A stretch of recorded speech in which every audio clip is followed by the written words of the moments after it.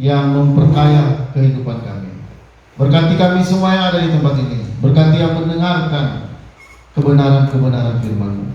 Berkati juga untuk hamba-Mu dapat menyampaikan firman-Mu. Dalam nama Yesus Kristus Tuhan. Haleluya. Amin. Ya, salam semuanya. Ya, puji Tuhan saudara-saudara, kita akan pada kesempatan ini kita akan belajar, ya, kita akan belajar firman Tuhan. Saudara, temanya bagaimana supaya jadi orang kaya, ya, bagaimana supaya jadi orang kaya. Nah, saudara, yang pertama, banyak orang salah mengerti, ya. Salah mengerti apa? Ya, saudara, kita sering salah mengerti, ya, di mana kita sering melihat orang yang berhasil atau sukses itu adalah orang yang punya banyak uang,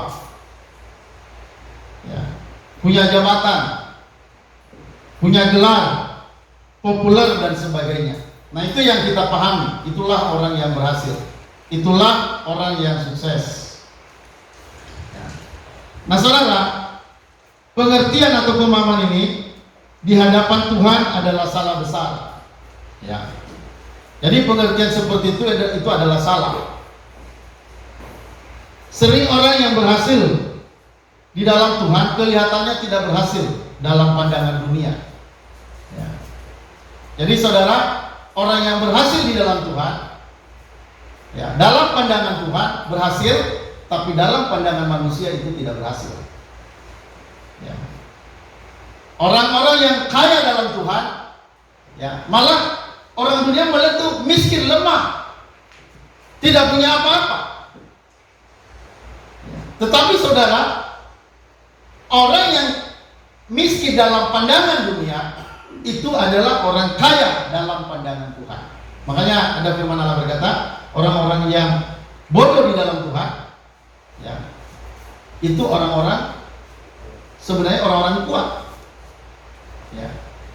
Bodoh dalam pandangan dunia itu adalah, kalau dia di dalam Tuhan, itu adalah orang kaya di dalam Tuhan. Itu orang berhikmat di dalam Tuhan.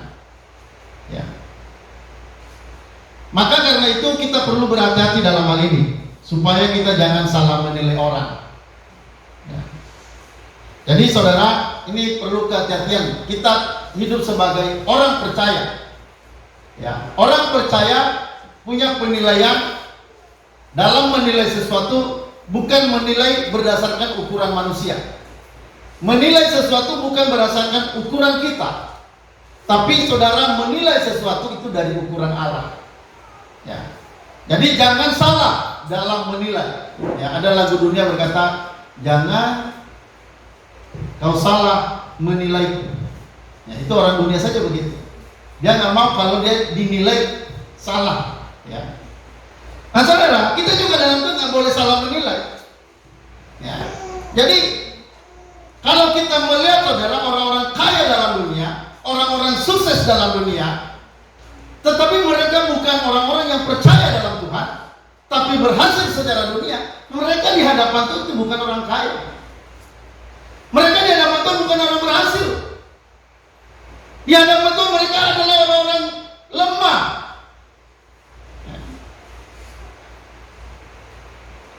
Nah, jadi perlu kehati-hatian dalam menilai, hati-hati dalam menilai. Halo, amin saudara? Ya, apalagi kalau misalnya menilai hamba Tuhan. Hamba Tuhan itu tidak punya apa-apa, nggak punya mobil, nggak punya rumah. Tetapi saudara, hamba Tuhan itu adalah hamba Tuhan sejati. Itu hamba Tuhan yang benar-benar tahu firman Allah. Itu orang yang hidup di hadapan Tuhan. Itu orang yang kuat, saudara. Itu orang yang terpandang dalam pandangan Allah. Itu orang yang hebat di dalam Tuhan.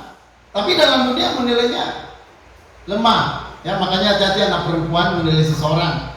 Ya, hanya orang perempuan, anak gadis bercita-cita, wah saya nanti mau jadi punya pria orang kaya. Hati-hati, ya. Karena kaya itu kalau hanya kaya saja secara materi, ya, itu bisa jebakan bagi anak-anak gadis, anak-anak Tuhan. Karena banyak kita menilainya salah. Ya, saudara, ada orang-orang yang terjebak melihat seorang pria yang kelihatannya kaya, tapi 2 tahun setelah menikah minta cerai. Ya. Saudara, ini anak gadis pertama berharap dia akan bahagia bersama pria ini, tapi 2 tahun berikutnya prianya, saudara, tidak bertanggung jawab. Awalnya kelihatan kaya, tapi akhirnya kelihatan berantakan. Saudara, kita melihat kepada Nabi Samuel, ya. Saudara, ketika firman Tuhan datang kepada Samuel untuk mengurapi Raja Daud, sebelum Samuel hampir terjebak, ya, sebelumnya Samuel hampir terjebak untuk mengurapi saudara-saudaranya Daud yang perawakannya bagus, yang kelihatan matang. Tetapi firman Tuhan datang kepada Samuel agar jangan mengurapi mereka, karena Tuhan telah menolak mereka. Demikianlah firman Allah kepada Samuel. Jadi saudara, Samuel diperintahkan Tuhan untuk mengurapi seorang raja bagi Israel. Waktu itu belum tahu kalau nanti itu Daud. Tapi Tuhan, saudara, menyuruh Samuel. Lalu Samuel mengambil botol minyak, lalu dia pergi, saudara, bergegas, berlari untuk mencari, untuk mengurapi seorang raja yang akan menggantikan Raja Saul pertama. Tapi apa yang terjadi, saudara? Ketika dia melihat, ya, anak sulung daripada Isai, lalu saudara, dia berdiri, ya, lalu kelihatannya luar biasa, perawakannya bagus, seperti seorang yang atlet, yang atletik, seorang yang saudara, yang gagah perkasa, seorang yang hebat dalam peperangan. Saudara, Samuel, dia berkata, inilah dia yang akan diurapi Tuhan. Wah, saudara, Samuel udah hampir mau mengurapi, tapi tiba-tiba ada firman Tuhan datang pada Samuel. Samuel mendengarkan suara Tuhan. Saudara, apa kata Tuhan kepada Samuel? Saudara, kita melihat, saudara, coba kita lihat di dalam ayat ini firman Tuhan pada Samuel. Ketika dia hampir salah, terjebak dalam mengurapi. Lalu saudara, ini firman Tuhan yang datang pada Samuel. 1 Samuel pasal 16 ayat 7. Kita baca sama-sama. 1, 2, 3. Tetapi berfirmanlah Tuhan kepada Samuel, janganlah pandang parasnya atau perawakannya yang tinggi, sebab aku telah menolaknya. Bukan yang dilihat manusia yang dilihat Allah. Manusia melihat apa yang di depan mata, tetapi Tuhan melihat hati. Wah, saudara, Tuhan berbicara. Ada suara datang pada Nabi Samuel, jangan mengurapi orang itu. Kenapa, saudara? Firman Tuhan kata, jangan pandang parasnya atau perawakannya yang tinggi, sebab aku telah menolaknya. Bukan yang dilihat mata, bukan yang dilihat manusia, yang dilihat oleh Allah. Manusia melihat apa yang di depan mata, tetapi Tuhan melihat hati. Jadi saudara, dalam menilai hati-hati. Halo, amin? Ya, jangan orang karena dia seperti, ya, kelihatannya lemah, bawaannya lemah. Tapi kalau dia anak Tuhan, saudara, kelihatan lemah, itu adalah orang kuat. Ya, kalau dia anak Tuhan, ya, seseorang mungkin dia jadi seorang pejabat di dalam kantor, dan mungkin dia nggak seperti para pejabat yang lain. Ya, saudara, kelihatannya dia nggak punya apa-apa, tapi dia punya firman Allah. Dia adalah orang yang tahu firman Allah. Saudara, walaupun dia kelihatan tidak punya kuasa di dalam jabatan yang dia pegang, yang lain lebih hebat dan lebih tersohor, tetapi saudara, itulah sebenarnya orang terkuat di dalam pandangan Tuhan. Itulah sebenarnya orang hebat di dalam pandangan Tuhan. Itulah sebenarnya orang kaya di dalam pandangan Tuhan, tetapi di dalam dunia tidak dilihat, ya, tidak dilirik oleh dunia, ya. Tetapi saudara, perhatikan baik-baik, ya, cara Tuhan memandang bukan melihat perawakan. Cara Tuhan memandang bukan seperti manusia melihat apa yang kelihatan di depan mata, tapi Tuhan melihat, saudara, apa yang ada di dalam hati. Itu cara Tuhan pandang. Ya, apa yang ada di dalam hati orang ini, ya, itulah yang menjadi patokan Tuhan dalam menilai siapapun. Jadi Tuhan melihat memang perawakannya Eliab, anak Isai, anak sulung pertama saudara Daud. Melihat perawakannya tinggi, perawakannya seperti seorang olahragawan, wah, sehat, kekar, luar biasa. Inilah dia akan jadi raja. Tapi Tuhan berkata, tidak, aku sudah menolaknya. Ya. Saudara, kalau seseorang sudah ditolak, ya, saudara ditolak, maka sudah tidak berguna lagi, saudara. Ya, jangan sampai kita ditolak oleh Tuhan. Amin. Jangan sampai saudara dan saya ditolak oleh Tuhan. Lebih bagus ditolak karena cinta oleh orang lain. Mungkin dia tidak cinta pada kita lalu dia tolak kita. Lebih bagus ditolak orang itu daripada kita ditolak oleh Tuhan. Halo, amin? Iya. Saudara, ada orang-orang yang kadang-kadang ditolak oleh seseorang. Ya, saudara jangan sakit hati. Ya, jangan bilang, wah saya nggak rela. Saya nggak rela kalau ditolak. Lebih bagus yang kalau saya ditolak, dukun akan bertindak. Wah, itu orang stres, saudara. Ya, kenapa? Karena di dunia ini bukannya satu orang pria. Di dunia ini bukan hanya ada satu orang wanita. Kalau itu tidak jadi, berarti Tuhan punya rencana yang baik. Ya, kalau seorang pria tidak jadi menikah dengan Anda, itu artinya ada pria yang terbaik yang Tuhan sediakan. Makanya kalau misalnya ditolak, ya angkat tangan, haleluya Tuhan, saya ditolak. Mau 10 kali ditolak, tidak apa-apa. Yang penting yang jadi nanti sesuai dengan apa yang Tuhan mau. Halo, amin. Jadi saudara jangan gara-gara itu jadi bunuh diri. Ya, seorang cewek ditolak, seorang cowok ditolak. Saudara jangan. Kemungkinan itu adalah yang terbaik kalau itu saudara ditolak. Ya, nanti mungkin kalau saudara menikah dengan dia, mungkin 2 tahun lagi dia akan bilang kita bubar saja, kita ke pengadilan. Ya, kan akan lebih serius lagi. Jadi saudara, kita jangan menilai, ya, jangan menilai seseorang hanya dari apa yang kita lihat dengan mata kita. Kita nggak tahu apa yang ada di dalam hati orang itu, dan Tuhan yang lebih tahu hati seseorang. Ya, Tuhan yang lebih tahu hati seseorang. Jadi saudara, dalam pandangan Tuhan, saudara, dia tidak melihat apa yang di depan mata. Tapi saudara, Tuhan melihat apa yang di dalam hati. Makanya nanti kalau seorang cewek memilih seorang pria, saudara jangan hanya lihat mukanya, jangan hanya melihat tingginya, tapi bertanyalah apa yang ada di dalam hatinya. Halo, amin? Bagaimana hatinya? Apakah hatinya cantik atau tidak? Apakah hatinya penuh dengan borok, penuh dengan dendam, kebencian, kesombongan? Atau memang dia adalah orang yang punya hati yang rendah hati? Nah, itu yang saudara pilih. Ya, karena itu cara Tuhan memilih bukan dilihat dari apa yang di depan mata, tapi Tuhan memilih seperti apa yang ada di dalam hati. Ya, mungkin Anda bilang, bagaimana saya bisa tahu hati? Kan ada pepatah berkata, bilang dalamnya laut bisa diduga, tapi hati seseorang siapa tahu. Ya. Saudara, ya itu memang pepatah, tapi minimal kita tahu dia percaya sama siapa. Kan kelihatan kalau dia percaya sama siapa, percaya sama Yesus atau bukan. Kalau dia percaya sama Yesus, apakah dia orang percaya Yesus sungguh-sungguh atau bukan? Kan bisa kelihatan. Kalau misalnya dia bolong-bolong datang ke gereja asalan, ngantuk-ngantuk, kan udah bisa dilihat. Halo, amin? Ya, jangan bilang pepatah bilang, ya, dalamnya laut bisa diduga. Tapi hati manusia siapa tahu. Hati manusia bisa dilihat, walaupun tidak 100% bisa kita nilai. Tapi kan dari omongannya saja udah kelihatan dia orang beriman atau bukan. Dari cara dia hidup saja, ya, dari cara dia minta bantuan ke orang, ini orang dunia atau bukan, kan kelihatan.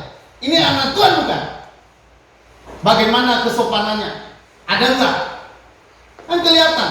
Dari situ bisa dilihat. Jadi bisa kelihatan walaupun tidak bisa kita lihat sedalam-dalamnya. Oh, saya ini mau mengorek hatinya sedalam-dalamnya. Nggak bisa, saudara. Anda nggak bisa akan melihat hati seseorang itu lebih dalam. Kalau hari ini kelihatan baik, belum tentu besok. Ya.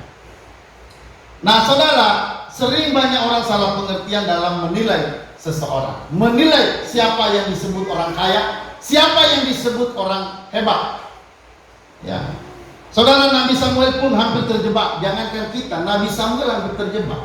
Nabi Samuel pun hampir terjebak untuk salah dalam melakukan tugas untuk mengurapi seorang raja, karena melihat berdasarkan pandangan mata lahiriah. Ya, jadi saudara, mari kita mulai hari ini lebih hati-hati dalam menilai seseorang. Amin. Nanti kalau saudara memilih jodoh, ini firman ini harus Anda perhatikan. Ini patokannya. Memilih jodoh, patokannya adalah firman Allah.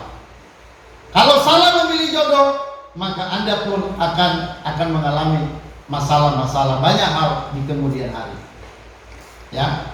Bahkan menurut saya lebih bagus tak usah menikah daripada nanti malah menikah kepada orang-orang yang tidak seiman, menikah dengan orang-orang yang saudara tidak mau mengikuti Tuhan dalam hidupnya. Malah saudara, kalau saudara memaksakan diri menikah kepada orang-orang itu, maka saudara, Anda pun akan mencari masalah besar di kemudian hari. Itu sama dengan mencari masalah. Ya. Nah saudara, jadi yang pertama tadi banyak orang salah pengertian, menilai seseorang. Ya. Yang kedua, ada banyak orang menganggap diri kaya padahal miskin.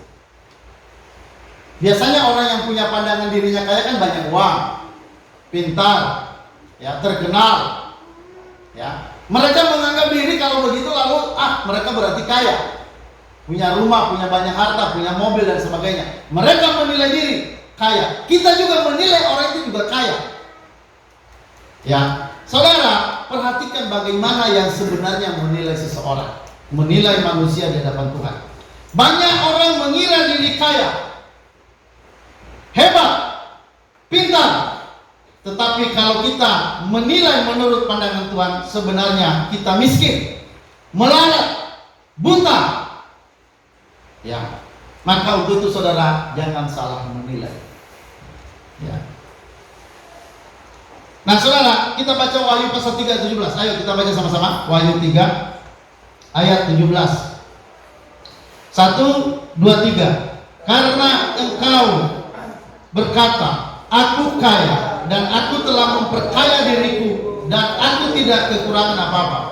Dan karena engkau tidak tahu bahwa engkau melarat dan malang, miskin, buta dan telanjang. Ya.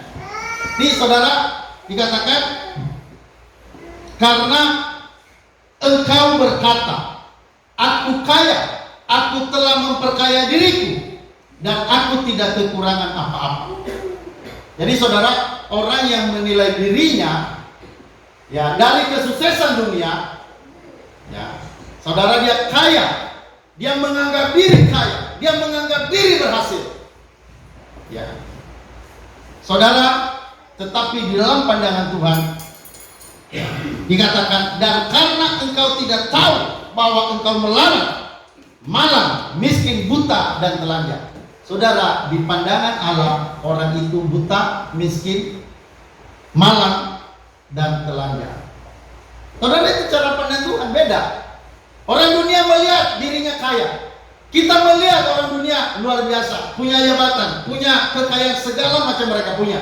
Mereka sehat, mereka cantik, ganteng, dan sebagainya. Kita melihat mereka orang-orang yang sukses, orang-orang yang berhasil. Tapi Tuhan tidak memandang seperti itu. Tuhan berkata, karena engkau tidak tahu, kamu tidak tahu bahwa engkau melarat, malang, miskin, buta, dan telanjang. Jadi saudara, kalau orang hanya kaya saja, tapi mereka tidak mengenal Tuhan, mereka tidak mencari Tuhan, maka itu orang gagal di pandangan Tuhan. Tuhan bilang, engkau itu melarat, engkau itu buta, engkau itu miskin. Kata Tuhan begitu saudara, bukan kata saya, ini kata Tuhan. Ya. Nah saudara, bagaimana supaya kaya di hadapan Tuhan? Saudara, kita melihat bagaimana kaya di hadapan Tuhan itu penting. Ya. Nah saudara, kita sebelumnya baca dulu Wahyu 3 18 sama-sama. Wahyu 3 ayat 18. 1, 2, 3. Maka aku menasihatkan engkau supaya engkau membeli daripadaku emas yang telah dimurnikan dalam api, agar engkau menjadi kaya, dan juga pakaian putih, supaya engkau memakainya, agar jangan kelihatan ketelanjanganmu yang memalukan, dan lagi minyak untuk melumas mata, supaya engkau dapat melihat. Jadi saudara, kalau kita melihat di sini, ya, orang yang berkata kaya, sekarang kan banyak orang Kristen dianjurin bilang kita kaya, kamu kaya, kamu bisa, katakan kita hebat.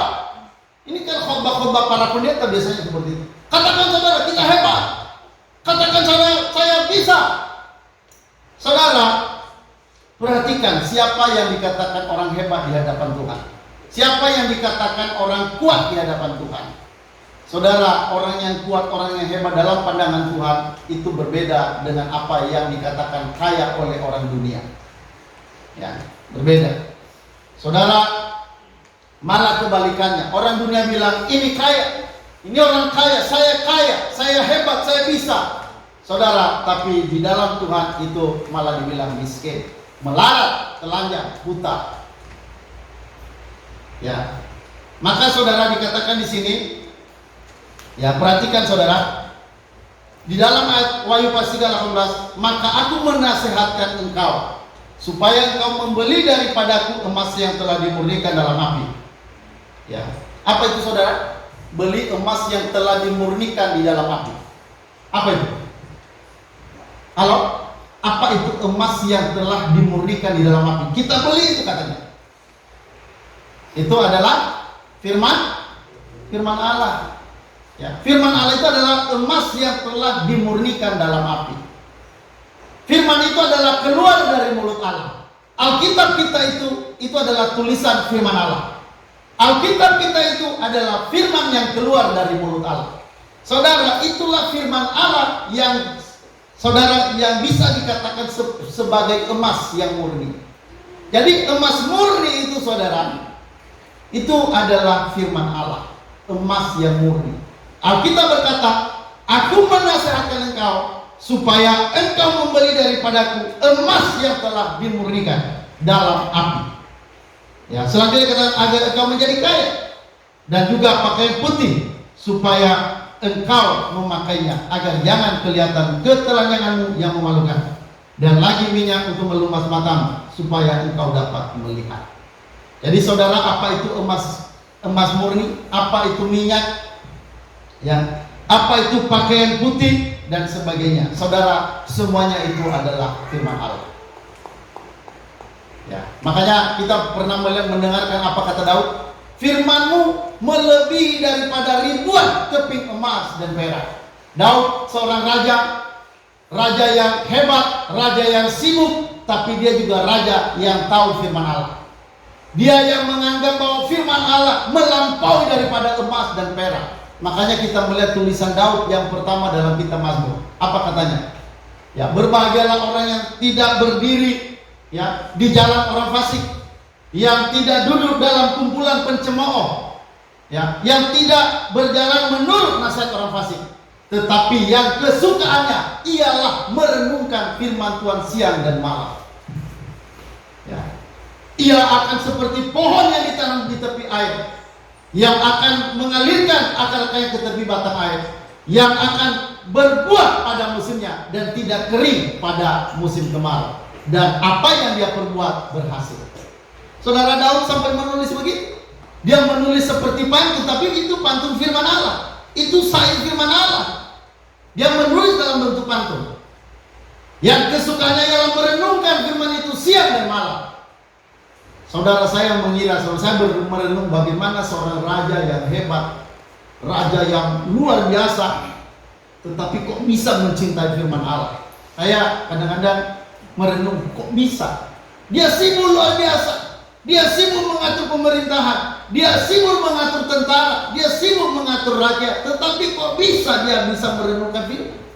Kok bisa dia mencintai firman? Bahkan dia bilang firman lebih daripada emas dan perak, lebih daripada ribuan keping emas dan perak. Bagaimana kok bisa begitu? Saudara, tapi itulah kenyataannya. Memang Daud adalah orang yang mencintai firman Allah.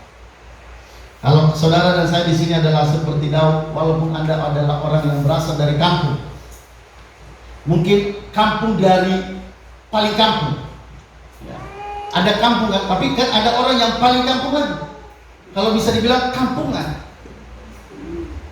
ya, lebih kampung lagi. Kalau sampai makanya, wah kan ada orang yang lebih kampung lagi. Udah orang kampung, lebih kampung lagi. Tapi perhatikan baik-baik, kalau engkau punya firman Allah, engkau bukan kampungan. Amin. Kalau engkau tahu firman Allah, engkau tahu kebenaran, engkau bukan orang kampungan. Walaupun engkau berasal dari kampung yang yang tidak berharga, yang tidak dikenal. Wah, ini kalau ditanya kamu dari mana? Dari Nias.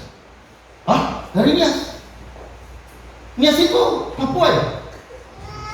nanyanya jauh banget. Ini Nias Barat, malah dia bilang, oh itu kamu lihat itu berarti dari Ambon ya? Berarti Nias ini nggak terkenal. Nias kok nggak tahu? Berarti Nias itu kampungan. Berarti saya itu kampungan. Ya, lebih kampung dari kampung. Tetapi saudara, walaupun orang kampungan, kalau tahu firman Allah, di hadapan Tuhan Anda adalah orang hebat. Halo, amin? Amin. Ya, saudara, supaya engkau kaya, supaya engkau tidak buta lagi, supaya engkau tidak melarat lagi, supaya engkau tidak telanjang lagi, bagaimana?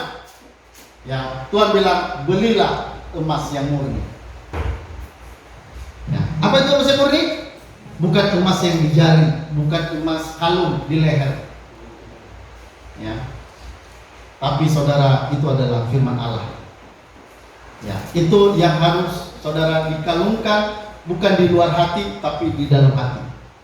Kalungkanlah itu di dalam hatimu. Apa itu? Firman Allah. Jadi kalau misalnya saudara nggak punya kalung yang kelihatan, tidak apa-apa. Yang penting bilang, saya punya kalung yang tidak kelihatan.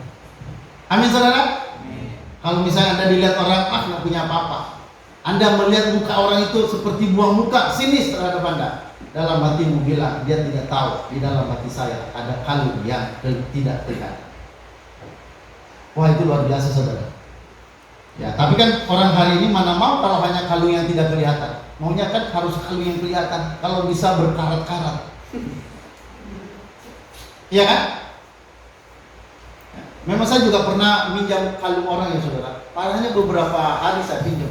Memang kalau berjalan memang agak beda. Kita pakai kalung itu jalan memang agak luar biasa. Itu seperti jalan itu kayak terbang. Seperti jalannya kayak tidak di jalan lagi. Seperti sudah lupa daratan. Nah saudara, karena memang enak memang emas itu. Benar enak. Saya pernah apa saudara? Tapi saya sadar ini pinjaman. Saya nggak mau larut dalam kemabukan dunia. Saya bilang ini bukan punya saya, ini punya kamu. Saya pinjam beberapa hari. Ya. Wah, saudara luar biasa. Tetapi saudara, saya menyadari hari ini kekayaan itu nggak ada apa-apanya. Kalau dulu pikiran saya kekayaan seperti itu bisa membuat kita melayang-layang. Sekarang yang membuat kita melayang-layang adalah kalung yang ada di dalam hati, yaitu firman Allah. Amin saudara? Amin. Saudara, oleh firman Allah inilah kita bisa hidup. Oleh firman Allah inilah kita bisa bertahan hidup. Oleh firman Allah ini kita berkembang dan maju menghadapi segala macam apapun dalam dunia ini. Firman Allah inilah yang membuat kita berbeda dengan orang lain. Kalau saudara ada di kantor, Anda akan berbeda dengan siapapun yang ada di kantor itu kalau Anda punya firman Allah. Kalau ada di kebun, ada di istana. Kalau Anda punya firman Allah, itu akan pasti Anda akan membuat perbedaan dimanapun Anda berada. Kita lihat Ahok saudara. Ketika dia ada di istana, dia tetap orang hebat saudara. Ketika dia ada di kampung Belitung sana, dia juga tetap orang hebat. Bahkan sampai bisa dikenal di istana. Kenapa saudara? Karena dia punya firman Allah. Itu emas yang hebat. Makanya kalau dia bicara pun dia nggak malu-malu bicara tentang Yesus walaupun di depan para pejabat. Saya juga heran nih. Ini di depan para pejabat dia masih bisa bicara tentang Yesus. Bahkan dia masih bisa bicara bahwa Yesus itu jalan ke surga. Saudara, orang yang punya emas itu, kemanapun emas itu akan dibawa. Saudara, Anda akan jadi hebat dimanapun Anda berada. Kalau hebat saudara itu ada firman Allah dalam hidup saudara. Anda akan dilihat oleh pimpinan Anda, kok ini beda. Anda akan dilihat oleh orang-orang di sekitarmu, kok Anda itu berbeda.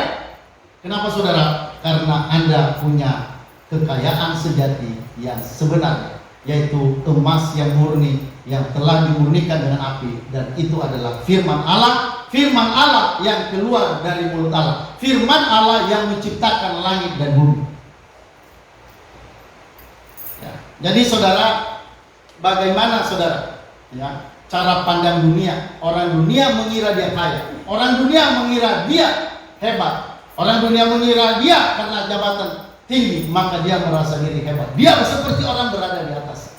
Tapi di hadapan Tuhan itu adalah orang-orang yang lemah. Di hadapan Tuhan itu adalah orang melarat. Di hadapan Tuhan itu adalah orang telanjang, buta, tidak punya apa-apa, miskin. Alkitab berkata begitu. Nah saudara, sekarang bagaimana menjadi kaya? Mau jadi orang kaya?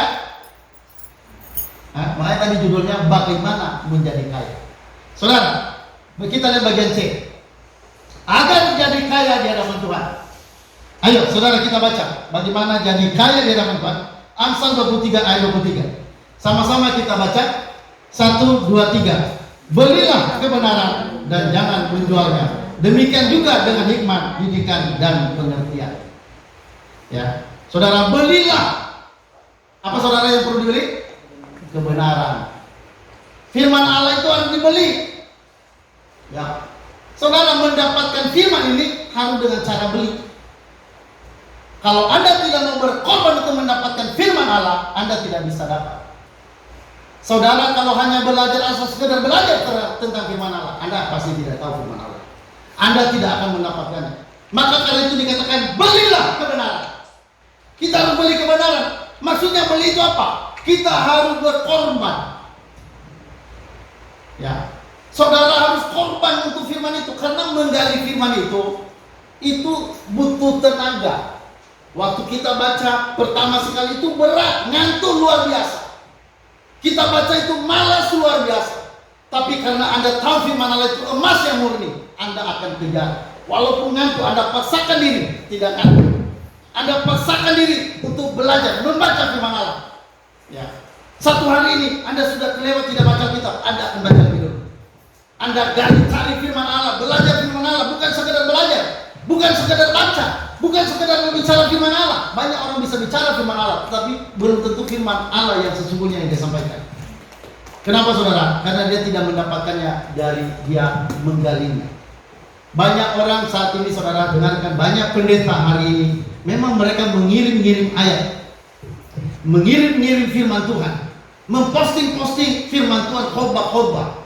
Tapi saya melihat apa yang mereka posting itu tidak punya kekuatan. Kenapa? Karena mereka hanya mencuri. Mereka hanya mencuri ayat-ayat, tidak mempelajarinya secara mendalam. Orang yang tidak belajar firman Allah tapi menyampaikan firman Allah, itu adalah pencuri firman Allah. Ya. Banyak orang tidak mengira dirinya pencuri.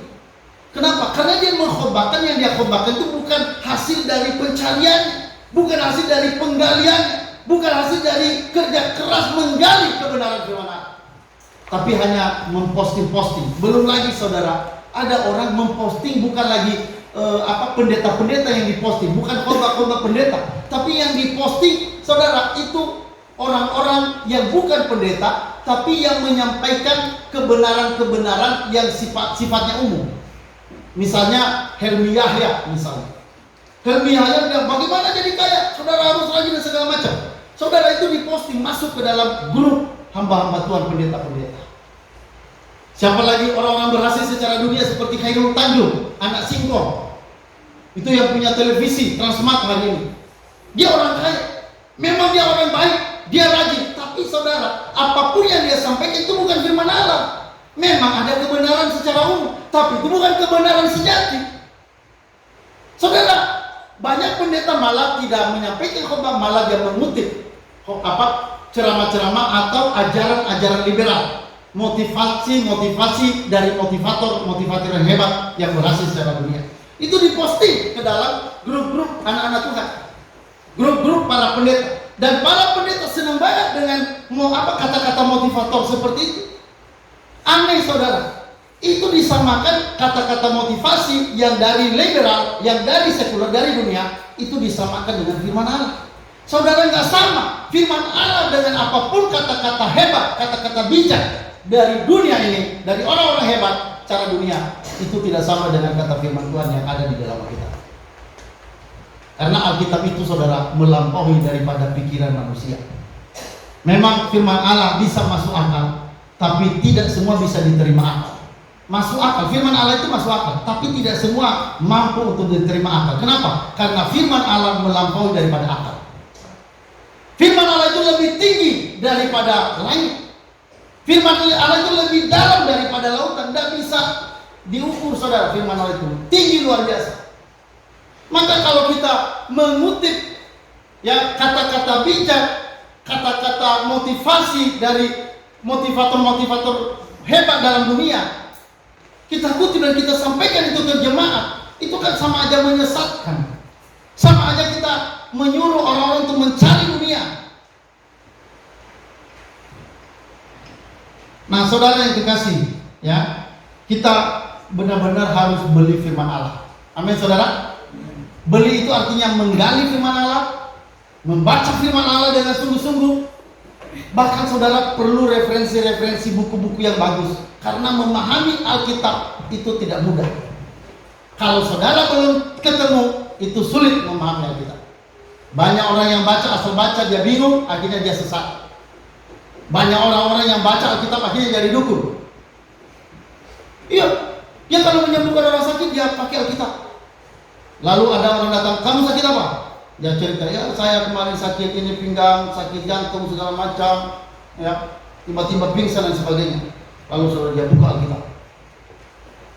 Ya, lalu firman Tuhan berkata, kalau kamu tidak bertobat, kamu akan mati besok.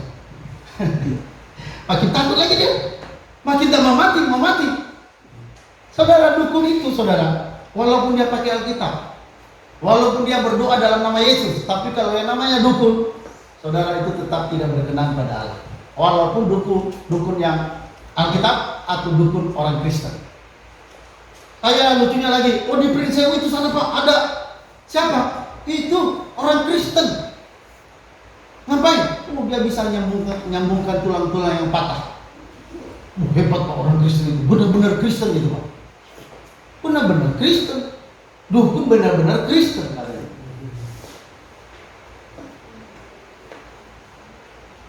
Nah, saudara, jadi kita tidak boleh menyamakan pandangan-pandangan dunia, ajaran-ajaran dunia yang berbicara tentang kesuksesan itu kita samakan seperti ajaran firman Allah. Nggak boleh, saudara. Jangan pernah samakan. Ya, pasti Tuhan bilang jangan samakan perkataan-perkataan saya dengan perkataan-perkataan orang dunia yang berhasil. Jangan. Firman Tuhan berkata dalam Yesaya pasal 55, ya, jalanku bukan jalanmu, rancanganku bukan rancanganmu, ya, pikiranku bukan pikiranmu, ya, seperti tingginya langit dari bumi, begitulah perbedaan jalanku dan jalannya, pikiranku dan pikirannya. Makanya saudara, kita benar-benar menggali firman Allah. Halo, amin. Ya, belajar. Orang Kristen itu saudara yang utama adalah firman Allah. Makanya dikatakan kita cari dahulu kerajaan Allah dan kebenarannya.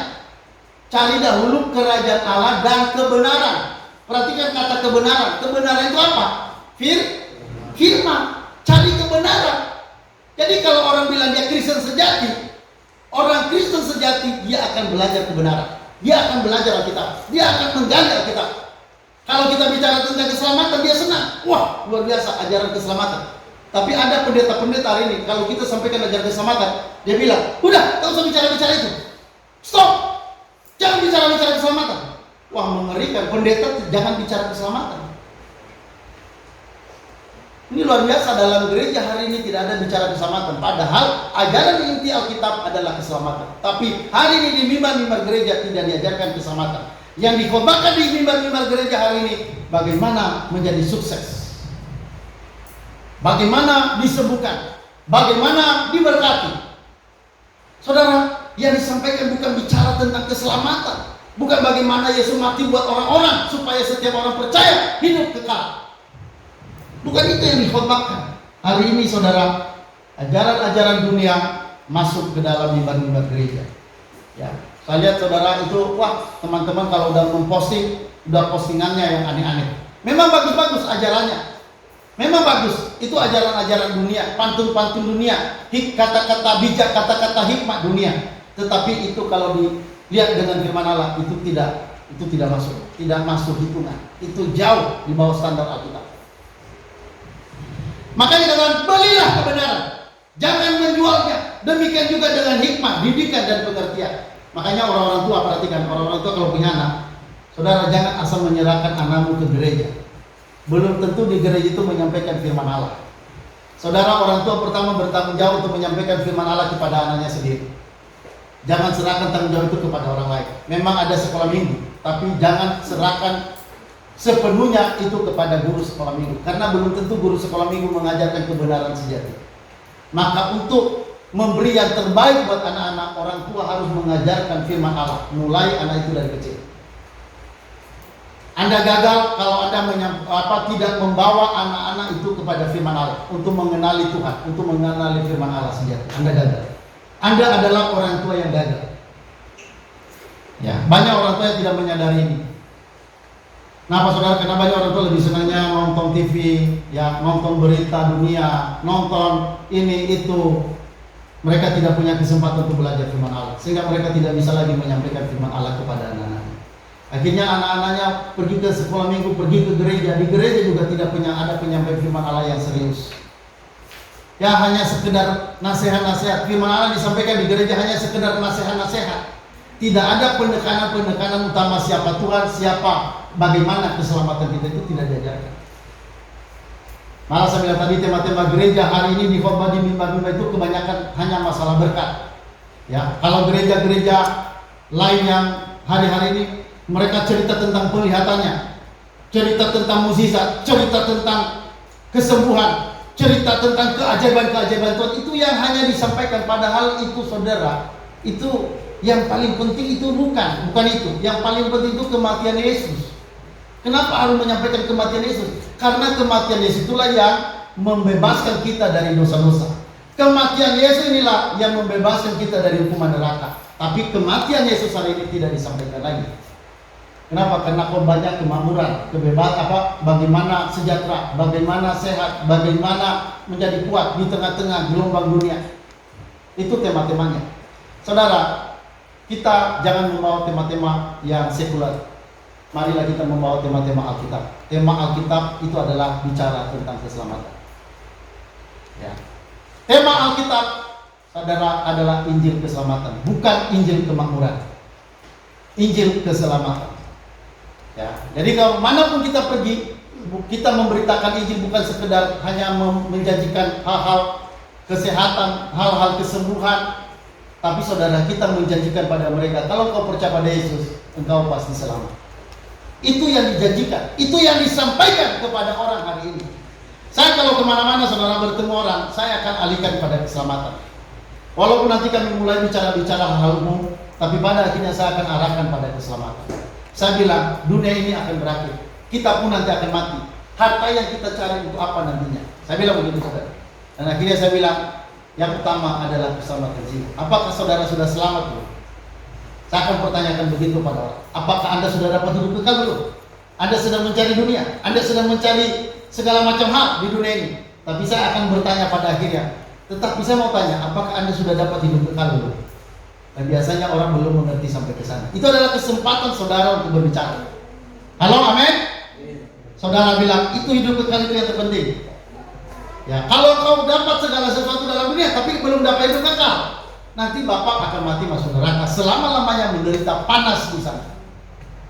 Tidak ada perhentian lagi di sana. Selama-lamanya menderita panas, menjerit, sakit, tanpa tidur, tanpa istirahat di sana. Selama-lamanya akan menderita, dan menderita sepanjang masa, sepanjang hari, selama-lamanya. Apa nggak mengerikan saya? Bapak mau cari apa? Mau lebih ngotot cari uang atau mau mencari keselamatannya? Nah, bagaimana dapat keselamatan? Nah, itu saudara saya bilang harus belajar. Yang saya tahu hanya ada satu jalan ke surga, yaitu Yesus. Kalau kau percaya pada Yesus, kau pasti selamat. Halo, amin. Itulah yang kita bagikan kepada orang. Itulah berita Injil. Itulah berita tema utama gereja hari ini. Ya. Saudara, perhatikan khotbah-khotbah orang hari ini. Apakah Injil yang disampaikan atau itu hanya sekedar firman, hanya sekedar ajaran, hanya sekedar pendidikan moral? Saudara, di gereja itu kebanyakan pendidikan moral. Saudara, pendidikan moral itu diajarkan di agama-agama lain. Agama lain juga itu sangat ngotot dengan moral. Moral yang baik, menolong, membantu orang, itu ajaran moral. Tapi kekristenan bukannya bicara ajaran moral. Ajaran moral itu nggak ada apa-apanya. Ajaran dalam kekristenan itu ajaran keselamatan, melampaui daripada ajaran moral. Kalau pendeta hari ini hanya mengajarkan ajaran moral, itu sama aja dengan penceramah-penceramah lain di luar sana. Sama aja dengan pendeta sana. Itu bedanya, saudara. Nah kita beda, kita menyampaikan ajaran keselamatan. Bukan hanya sekedar ajaran moral. Memang dalam ajaran keselamatan ada ajaran moral. Ada. Tapi ajaran moral itu bukan yang utama. Yang utama itu keselamatan. Orang yang sudah selamat pasti punya moral yang bagus. Ya, jadi saudara, belilah kebenaran. Jadi kita korban terhadap kebenaran. Sekarang kalau mau belajar firman Allah, kan perlu kuota, perlu uang.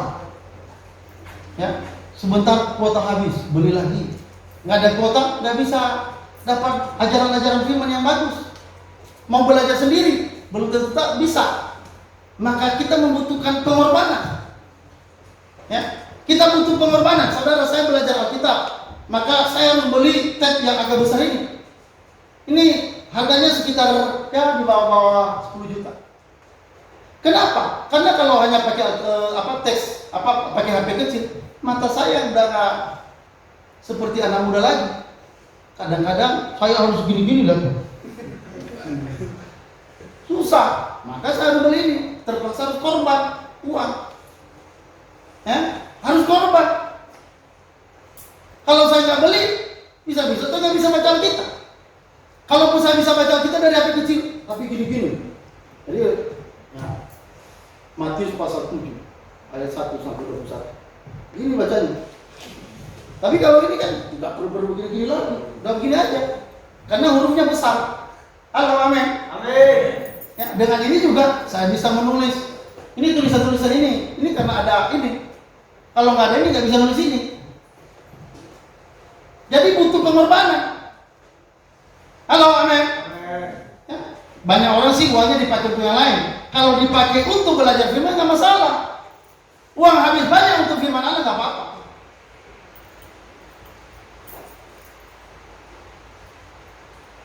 Itu juga beli ini bukan dari dulu, itu karena sekarang aja. Itu pun kredit. Iya, kredit ini.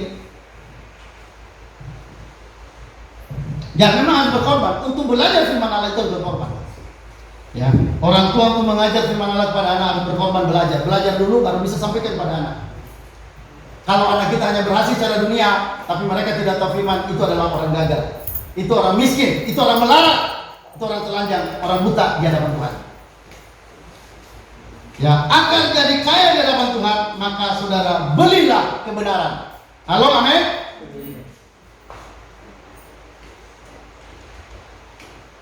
Saudara, kita buka Alkitab kita selanjutnya. Ya, dalam Matius pasal 4. Ayo, angkat lagi. Ya, Matius pasal 4 ayat 4. Satu, kita baca 1, 2, 3. Tetapi Yesus menjawab, ada tertulis, manusia hidup bukan dari roti saja, tetapi dari setiap firman yang keluar dari mulut Allah. Saudara, kata Yesus, ya. Apa kata Yesus, saudara? Dia katakan manusia tidak hanya dari roti saja. Manusia tidak hidup hanya dari roti saja, tetapi manusia hidup oleh firman yang keluar dari mulut Allah. Saudara, bukan Tuhan bilang roti tidak perlu, bukan. Tuhan Yesus bilang manusia bukan hanya hidup dari roti. Artinya bahwa roti itu memang iya perlu, manusia butuh roti makan, perlu manusia makan. Tidak dilarang itu. Tuhan tidak melarang orang makan, Tuhan tidak melarang orang cari makan. Kalau saudara dilarang Tuhan oleh makan, ya ngapain Tuhan kasih tumbuh-tumbuhan, burung-burung di udara? Saudara, tidak dilarang untuk mencari makan, untuk mencari roti, untuk makan roti, tidak. Tetapi saudara, yang Tuhan katakan, yang paling penting bukan itu. Yang paling penting apa saudara? Yaitu firman yang keluar dari mulut Allah. Mari kata, tapi Yesus menjawab, ada tertulis, manusia hidup bukan dari roti saja, tetapi dari setiap firman yang keluar dari mulut Allah. Jadi saudara, memang kita cari uang, memang kita cari makan, memang kita harus makan. Tetapi saudara, yang utama bukan itu. Tapi itu juga tidak boleh diabaikan. Udahlah kita firman Allah aja lah, terus makan, terus cari uang. Kita firman Allah terus, baca Alkitab terus, tiap hari, siang, malam, pagi, tanpa makan, tanpa minum, tanpa mandi. Nah, itu juga ngaco. Udahlah terus mandi-mandi. Yang penting firman Allah. yang bawa kemana-mana lah. Saudara, memang ya firman Allah penting. Firman Allah itu luar biasa. Itu harus yang utama buat kita. Tapi kita tidak mengabaikan makanan, kita tidak mengabaikan roti, kita tidak mengabaikan pekerjaan. Tetapi saudara, bukan itu yang utama. Jadi yang Tuhan bicarakan di sini, yang utama itu apa? Yang paling penting itu apa? Saudara, Tuhan menyatakan bahwa yang penting itu adalah firman Allah. Ya, makanya dikatakan bukan manusia hidup dari roti saja, tetapi dari setiap firman yang keluar dari mulut Allah. Jadi supaya kaya di hadapan Tuhan, saudara, kita harus membeli kebenaran, membeli emas yang murni, yaitu firman Allah. Membeli kebenaran artinya kita harus berkorban untuk belajar dengan serius firman Allah. Bukan sekedar membaca atau sekedar belajar, tetapi harus benar-benar belajar sampai berkorban untuk mendapatkan kebenaran firman Allah. Ya, saudara, berkorban di sini maksudnya kita memberikan waktu, tenaga, pikiran untuk mempelajari firman Allah, terutama mempelajari doktrin-doktrin utama di dalam Alkitab. Misalnya doktrin tentang Allah Tritunggal, doktrin tentang Yesus, dan doktrin tentang keselamatan. Ya. Nah, ini adalah doktrin utama yang harus dipelajari oleh setiap orang percaya yang sejati. Kalau orang Kristen tidak tahu ini belum orang Kristen sejati. Orang Kristen sejati dia tahu yang utama. Dia tahu pokok-pokok utama dalam hal iman, dalam hal ajaran. Itu dia tahu. Nah, saudara, kita lanjut. Bagian B, dalam pandangan Tuhan, orang yang hanya kaya secara materi itu adalah orang miskin atau bodoh. Ya, saudara, kita baca Alkitab Lukas 12 ayat 20 sampai 21. Kita baca sama-sama. Lukas 12 ayat 20 sampai 21, 1 dan 3. Tetapi firman Allah kepadanya, hai engkau orang bodoh, pada malam ini juga jiwamu akan diambil daripadamu, dan apa yang telah kau sediakan untuk siapakah itu nanti? Demikianlah jadinya dengan orang yang mengumpulkan harta bagi dirinya sendiri, jikalau ia tidak kaya di hadapan Tuhan. Jadi orang hanya mengumpulkan harta buat diri sendiri. Ya, saudara, itu adalah kaya bagi diri sendiri, tapi tidak kaya di hadapan Tuhan. Kaya di hadapan Allah beda dengan kaya di pandangan manusia. Manusia melihat orang kaya itu punya banyak hal materi, tapi kalau Tuhan tidak melihat seperti itu. Yang Tuhan lihat kaya di hadapannya, orang itu memiliki kebenaran, memiliki kebenaran firman Allah sejati, memiliki kebenaran-kebenaran utama. Itulah orang kaya di hadapan Tuhan. Makanya tadi dikatakan, belilah kebenaran. Ya. Nah, saudara, kita akan lihat lagi betapa pentingnya bahwa firman Allah itu adalah sesuatu yang penting. Dalam Ulangan 8 ayat 3 sampai 7. Oh, sampai 5 aja ya. Ulangan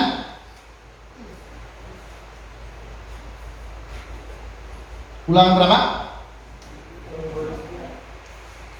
8. Ulangan 8 ya, ayat 3 sampai 5. Kita baca sama-sama.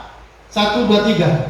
Jadi ia merendahkan hatimu, membiarkan engkau lapar, dan memberi engkau makan mana yang tidak kau kenal dan yang juga tidak dikenal oleh nenek moyangmu, untuk membuat engkau mengerti bahwa manusia hidup bukan dari roti saja, tetapi manusia hidup dari segala yang diciptakan firman Tuhan. Pakaianmu tidaklah menjadi borok di tubuhmu, dan kakimu tidaklah menjadi bengkak selama 40 tahun. Maka haruslah engkau insaf bahwa Tuhan Allahmu mengajari engkau seperti seorang mengajari anaknya. Ya, seperti seorang mengajari anaknya. Jadi saudara, betapa pentingnya Allah mengajarkan firman Allah pada kita. Sampai saudara, firman Allah ini dikutip dari kitab Perjanjian Lama. Dalam kitab apa tadi? Ulangan pasal 8. Saudara, apa yang disampaikan Yesus dalam Matius ketika dia dicobai, itu sebenarnya dikutip dari kitab Ulangan. Jadi Yesus saja mengutip ayat dari firman Allah Perjanjian Lama. Dalam Ulangan pasal 8 ayat 3 sampai 7. Saudara, intinya, saudara, dalam Perjanjian Lama dan dalam Perjanjian Baru dalam ajaran Yesus, bahwa yang terpenting itu bukan hanya roti saja, tapi yang terpenting itu adalah firman yang keluar dari mulut Allah.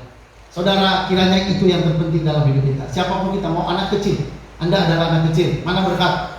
Walaupun Anda anak kecil, kalau Anda menghargai firman Allah, berkat ini akan jadi orang berhasil kalau dia menjadikan firman Allah menjadi saudara sesuatu yang berharga dalam hidup. Firman Allah melampaui emas, firman Allah melampaui perak, firman Allah melampaui harta apapun. Siapapun Anda, kalau engkau tahu firman Allah, sekalipun kelihatan miskin dalam dunia ini, tapi sebenarnya di hadapan Allah adalah kaya. Jadi saudara, berbeda cara Allah memandang siapa yang kaya di hadapannya ya dengan cara dunia memandang. Saudara, kita lihat bagian E. Alkitab ditulis, saudara, tujuannya supaya orang percaya tahu bahwa dirinya beroleh hidup kekal. Untuk apa Alkitab ditulis?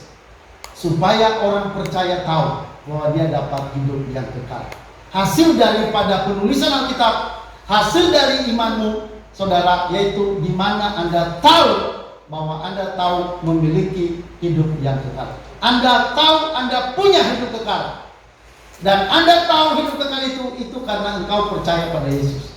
Jadi Alkitab ditulis dari perjanjian lama sampai perjanjian baru, tujuannya supaya orang percaya tahu bahwa dirinya beroleh hidup yang kekal. Ini tujuannya, saudara. Ya, inilah berita utama dari Alkitab, yaitu berita keselamatan. Inilah firman Allah yang terpenting dalam hidup ini. Makanya saudara, saya tidak bosan-bosan menyampaikan ajaran ini, karena ini ajaran utama. Saya, saudara, melihat pergeseran berita ini. Berita ini hampir-hampir tidak disampaikan oleh gereja. Kenapa? Karena terlalu banyak berita-berita yang selain berita ini mereka masukkan di dalam gereja, sehingga banyak orang tidak tahu lagi keselamatan. Paling mereka tahu 3 cara untuk menjadi orang berhasil, 3 cara untuk menjadi orang yang diurapi, 3 cara untuk menjadi orang yang sukses, 3 cara untuk bisa mengusir setan. Semua teknik-teknik yang diajarkan. Saudara, di sini kita tidak mengajarkan itu. Saudara, tidak diajarkan bagaimana 3 cara untuk mengusir setan. Tidak. Saya tidak punya ajaran itu. Tapi saudara, kalau kau percaya pada Yesus, setan-setan pasti minggir. Halo, amin? Saudara, nggak perlu Anda usir. Setan itu, saudara, dia akan pergi sendiri. Ketika saudara lewat, dia mau halangi saudara. Lalu saudara bilang, aku anak Tuhan Yesus. Langsung dia, saudara, ketunduk, malu, lalu dia pergi. Nggak perlu saudara usir, ngapain lagi, udah lari. Dia udah lari, terus saudara usir. Pergi, padahal dia lari. Ngapain usir-usir setan terlalu banyak? Kalau mengusir sekali aja udah cukup. Nggak perlu 3 kali, 2 kali, 4 kali. Kalau namanya pergi. Itu cara saya dulu itu. Iya, itu cara saya dulu, benar. Itu kalau saya dulu mengusir setan itu bisa berkali-kali. Sekarang kadang-kadang nggak perlu diusir, pergi sendiri setan. Kenapa, saudara? Siapa setan yang berani sama Tuhan Yesus? Kalau engkau sudah terima Yesus, setan mana yang bisa berani menghalangi Anda? Ya, bilang itu setan dari Gunung Kawi sana, setan dari Gunung Kawi. Setan dari Gunung Kawi mau bawa 100 biji di sini, saya nggak takut. Halo, amin? Mau 20 biji. Saudara, setan dari gunung mana sana? Gunung Aceh, Gunung Himalaya. Ya, saudara, ada yang terbesar yang kita punya. Roh yang engkau punya itu adalah roh yang lebih besar dari dunia ini, yaitu siapa? Roh Kristus. Roh Kristus lebih besar dari dunia ini. Jadi setan untuk mengusir setan tak usah sekuat tenaga, tak usah sampai berdoa bertalu-talu untuk mengusir setan. Halo, amin. Tuhan Yesus, ada setan dari sana sini. Nggak perlu begitu, saudara. Cukup bilang saya anak Tuhan Yesus. Saudara, udah cukup begitu aja, setan udah pasti lari terbirit-birit. Sampai bukan kadang-kadang lari terkencing-kencing setannya.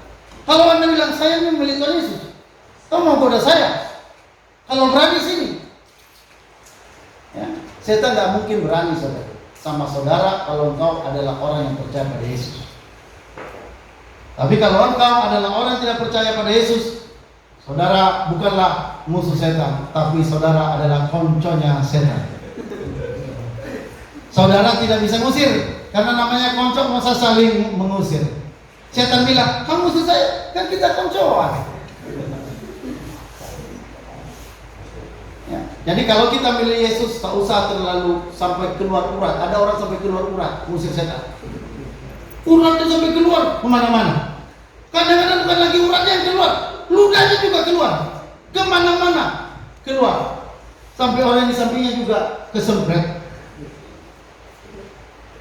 Kadang-kadang nggak perlu sampai mengeluarkan urat, nggak perlu sampai mengeluarkan ludah untuk mengusir setan. Cukup bilang, saya milih Tuhan Yesus, setan mana yang bisa ganggu saya?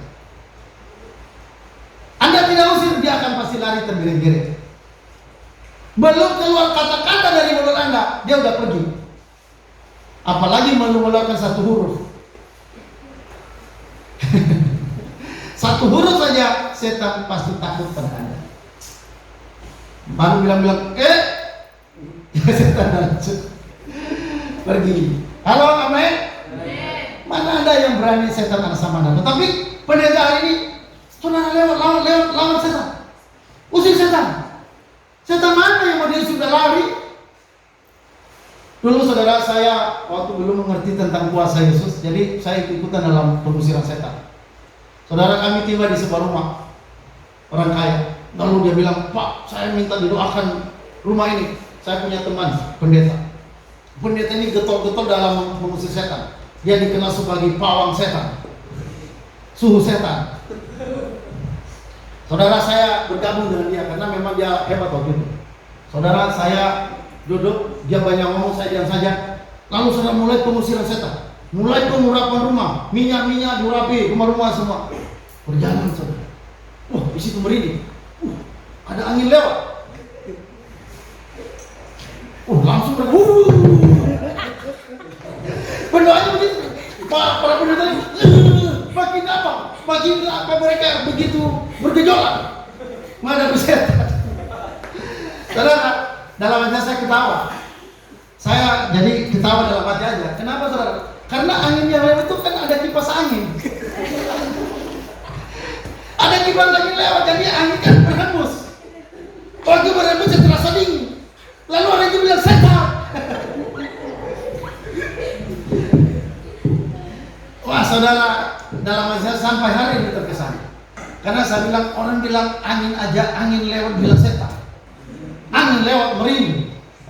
Tadi Pak di sini. Dia bilang gitu, ceritanya. Tadi Bapak, saya merasakan ada di sini. Ya mereka bersaksi gitu. Luar biasa tadi urapan Allah mengalir. Kuasa Allah mengalir. Padahal itu hanya angin yang lewat. Tapi dia bilang kuasa Allah. Jadi saudara, kadang para pendeta ini banyak yang dibodohi oleh setan. Kalau setan kita layani kan setan senang. Jadi setan jadi bermain-main. Makanya dulu saudara, setan itu kalau diusir, kalau orang berkali-kali ngusir setan, akhirnya kan setan bermain. Dia buatlah orang itu gelepar-gelepak. Dia buatlah orang itu berjerit-jerit. Kadang orang itu berteriak, waduh panas. Padahal itu kan ngapain? Itu kan hanya permainan setan. Kalau masalah permainan kebohongan itu rajanya itu setan. Makanya kalau Anda melayani setan dengan cara-cara begitu, ada lagi dulu tuh teman pengusiran setan, diusir setannya. Ada orang kerasukan. Lalu saudara udah musir-musir, enggak lari-lari setannya. Bilang sama orang, atau teman pendeta bilang, dia bilang sama setan itu, kan marah dia sama setan. Dia bilang, waktu dia usir itu, langsung pergi. Lalu orang yang kerasukan itu bilang gini, kau goblok. Saudara, orang yang kerasukan itu bilang goblok sama pendetanya. Lalu pendetanya bilang, lu juga yang goblok. Sama-sama goblok. Ya pendeta kan bisa terima. Dia bilang, lu juga yang goblok. Kan seharusnya bilang, kamu yang goblok. Bukan bilang, lu juga yang goblok. Berarti kalau dia bilang, lu juga yang goblok, berarti pendeta juga goblok. Nah saudara, terus ada lagi yang aneh. Ada lagi teman saya datang, pendeta juga. Dia di situ begini, dia tangan begini. Setan, siapa namamu? mau perkenalan. Alamatmu di mana? Nomor HP-mu berapa? Saudara baik kenalan sama setan. Ngaco saudara, pendeta-pendeta begitu hari ini kerjanya. Cara ngusir setan begitu. Saya mau ajarin saudara, cara ngusir setan tak perlu malah dari setan. Kalau memang ada gangguan di situ bilang dalam nama Yesus setan pergi. Udah pergi aja. Pasti setan juga pasti itu pergi. Saudara, pasti setan juga akan bertanya dengan nama Yesus. Kalau sampai berkali-kali, berarti Anda tidak percaya pada nama Yesus itu sebenarnya. Ya, saudara, nama Yesus itu kuasanya besar. Jadi nggak perlu untuk mengusir setan itu nggak perlu pakai bom atom dari Amerika. Ini ada setan. Pakai bom. Wah, saudara, itu sama seperti bom untuk bunuh nyamuk. Masa bunuh nyamuk pakai bom atom? Saudara, setan itu lemah, tidak punya kekuatan. Kalau engkau percaya pada Yesus, setan itu akan pergi. Amin. Jadi nggak perlu setan doa bertahun-tahun, nggak perlu doa puasa sampai 50 hari untuk mengusir setan, nggak perlu. Sampai ada pendeta berpuasa 50 kali, gagal dia mengusir setan pertama, dia puasa lagi 50 hari, gagal lagi, puasa sampai 50 hari, sampai kurus kering mati. Dia puasa terus kerjanya mati lah. Tinggal tulang belulang. Nah, banyak pendeta-pendeta mati muda gara-gara terlalu banyak puasa, karena puasa itu dipakai untuk mengusir setan. Untuk mengusir setan nggak perlu pakai puasa-puasa. Bilang aja, setan udah langsung gemetar. Amin. Anak Tuhan lewat, kalau anak Tuhan benar-benar, setan itu udah gemetar. Ya. Oke, saudara, perhatikan firman Allah ditulis bukan untuk saudara untuk banyak berita-berita hal-hal tentang kesuksesan, tentang berita kesembuhan dan sebagainya. Berita Injil ditulis, Alkitab ditulis supaya orang tahu bahwa orang yang percaya pada Yesus beroleh hidup yang kekal. Inilah firman Allah yang paling penting. Inilah firman Allah yang saudara ajarkan. Kalau saudara tidak mengajarkan berita keselamatan, saudara gagal menjadi orang Kristen. Kalau saudara seorang pendeta tidak menyampaikan berita keselamatan, saudara pendeta adalah pendeta yang gagal di hadapan Tuhan. Identitas kependetaanmu hilang, tidak ada. Ya, makanya saudara, Alkitab, perhatikan tema Alkitab yang utama, inti daripada Alkitab. Memang Alkitab itu begitu tebal, tapi kalau saudara tahu intinya, jadi menjadi seperti sempit begitu. Setebal itu, tapi kalau kita tahu intinya, menjadi saudara, kita memahami keseluruhan maksud daripada Alkitab. Oke, kita baca. Saudara, Yohanes 20 ayat 30 sampai 31. Ini tujuan Alkitab ditulis. Saya menyampaikan ini supaya saudara tahu berita utama Alkitab. Saudara, kita baca sama-sama. 1, 2, 3. Yohanes 20 ayat 30 sampai 31. Memang masih banyak tanda lain yang dibuat Yesus di depan mata murid-muridnya yang tidak tercatat di dalam kitab ini. Tetapi semua yang tercantum di sini telah dicatat supaya kamu percaya bahwa Yesuslah Mesias Anak Allah, dan supaya kamu oleh imanmu memperoleh hidup dalam namanya. Saudara, tujuannya apa? Supaya kamu tahu, yang percaya pada Yesus tahu bahwa dia beroleh hidup. Itu intinya, itu inti Alkitab. Supaya orang tahu, yang percaya pada Anak Allah tahu bahwa beroleh hidup yang kekal. Lanjut, ada satu ayat lagi, 1 Yohanes 5 ayat 13. Kita baca sama-sama. 1, 2, 3. Semuanya ini kutuliskan kepada kamu, supaya kamu yang percaya kepada namanya Anak Allah tahu bahwa kamu memiliki hidup yang kekal. Jadi kalau saudara sudah baca kitab belum tahu hidup kekal, berarti saudara belum tahu. Saudara belum tahu Alkitab yang sesungguhnya. Saudara baru orang tahu Alkitab, inti Alkitab, kalau orang itu sudah sampai pada titik di mana dia tahu dia beroleh hidup yang kekal di dalam imannya pada Yesus.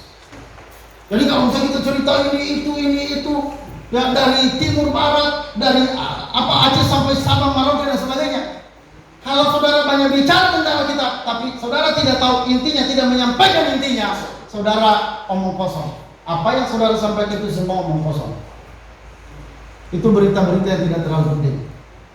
Ya, jadi saudara, mari kita tahu apa yang terpenting yang harus kita sampaikan, yang harus kita pelajari. Kita habis-habisan untuk menggalinya, yaitu tentang kebenaran keselamatan ini. Amin, saudara. Amin.